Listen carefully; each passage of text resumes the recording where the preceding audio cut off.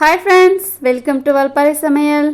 இன்றைக்கி நம்ம பார்க்க போகிற ரெசிபி என்னன்னு பார்த்தீங்கன்னா, நெத்திலி கருவாடு நல்லா மொறு மொறுன்னு எப்படி பொரிக்கலாம் அப்படிங்கிறது தான் இந்த வீடியோவில் பார்க்க போகிறோம் ஃப்ரெண்ட்ஸ். வீடியோவை ஸ்கிப் பண்ணாதீங்க, ஃபுல்லாக பாருங்கள், உங்களுக்கு ரொம்ப பயனுள்ளதாகவே இருக்கும். வாங்க ஃப்ரெண்ட்ஸ், வீடியோக்குள்ளே போகலாம். இந்த மாதிரி பொரித்து கொடுத்தோம் அப்படின்னா குழந்தைங்களும் பெரியவங்களும் விரும்பி சாப்பிடுவாங்க. நல்லா மொறு மொறுன்னு இருக்கும். இதை நம்ம இப்போ ஃபஸ்ட்டு க்ளீன் பண்ணி எடுத்துடலாம். பாருங்கள் எப்படி க்ளீன் பண்ணணும்னு சொல்லிட்டு. இந்த மாதிரி தான் அதனோட தலைப்பகுதியையும் அடிப்பகுதியில் இந்த மாதிரி அசடோடு இருக்கும். அதை ரெண்டையுமே நம்ம அப்படி கிள்ளி எடுத்தோம் அப்படின்னா ஈஸியாக வந்துடும். இந்த மாதிரி எல்லாத்தையும் க்ளீன் பண்ணி எடுத்துட்டு வெது வெதுப்பான வெந்நீரில் தான் நம்ம இந்த கருவாடை ஒரு 5 நிமிஷம் நம்ம ஊற வச்சா போதும். அதுக்கு மேலே ஊறிச்சு அப்படின்னா கருவாடு உடைய ஆரம்பிச்சிரும்.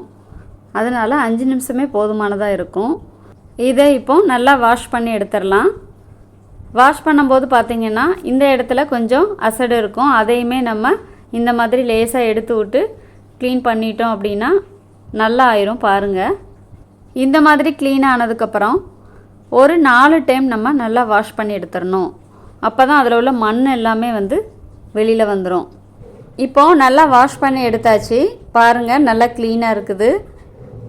தண்ணியெல்லாம் நம்ம வடிச்சிட்டு இந்த மாதிரி எடுத்து வச்சுக்கலாம்.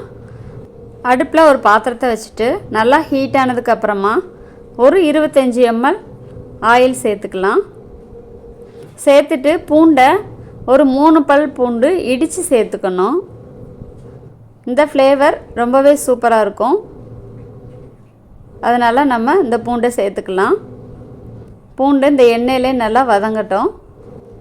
ரொம்ப வதங்கணும்னு கிடையாது, ஒரு 30 செகண்ட் போதும். இப்போ வதங்கிருச்சு. நம்ம வாஷ் பண்ணி வச்சுருக்கிறதான கருவாடை சேர்த்துடலாம். கருவாடு சேர்த்துட்டு அந்த எண்ணெயிலே நல்லா வதக்கி விட்டுருவோம். ஒரு 2 நிமிஷம் அந்த எண்ணெயிலே நல்லா வதங்கட்டும். அது வரைக்கும் நம்ம லேசாக பெரட்டி விட்டுட்டே இருக்கலாம். எண்ணெய் அதிகமாக ஊற்றணும் அப்படிங்கிறது கிடையாது, கம்மியாக ஊற்றினாலே போதுமானதாக இருக்கும்.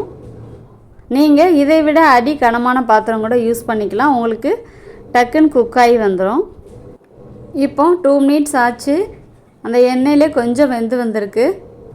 இதுக்கப்புறமா இன்னமும் வேகணும். இப்போ இதுக்கு தேவையான அளவு உப்பு சேர்த்துடலாம். 1/2 ஸ்பூன் அளவு தூள் உப்பு சேர்த்துக்கலாம்.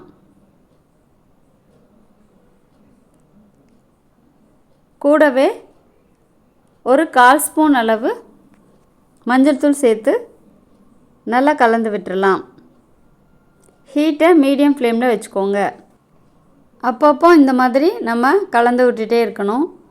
அப்படி இல்லைன்னா அடி பிடிச்சிரும், கருகிரும். அதனால் இந்த மாதிரி நம்ம கலந்து விட்டுட்டே இருக்கலாம். அடுத்ததாக இதுக்கு தேவையான மசாலா என்னன்னு பார்த்திங்கன்னா, நம்ம குழம்பு பொடி தான் சேர்க்க போகிறோம். நார்மலாக வீட்டில் புளிக்குழம்பு இந்த மாதிரி காரக்குழம்புலாம் வைப்போம் இல்லையா, வீட்டில் திரிச்சிருக்கிறதான மசாலா, அந்த மசாலாவே போதுமானதாக இருக்கும். 1 ஸ்பூன் அளவு குழம்பு மிளகாய்த்தூள் சேர்க்குறேன். காரத்திற்கு நம்ம தனி மிளகாய்த்தூள் சேர்த்துக்கலாம்.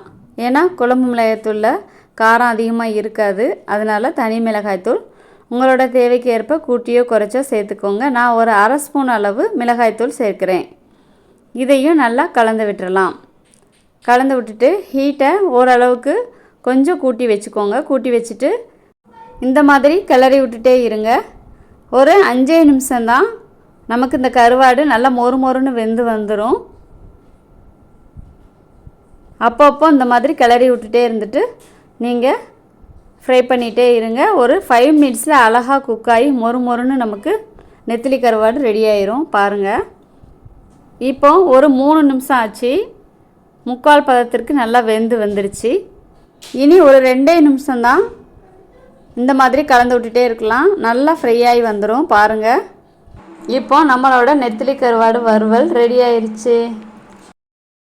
இதை சாம்பார் சாதத்தோட ரச சாதத்தோட வச்சு சாப்பிட்றதுக்கு டேஸ்ட்டு ரொம்பவே சூப்பராக இருக்கும். நல்லா மொறு மொறுன்னு காரசாரமாக இருக்கும் நம்மளோட நெத்திலி கருவாடு.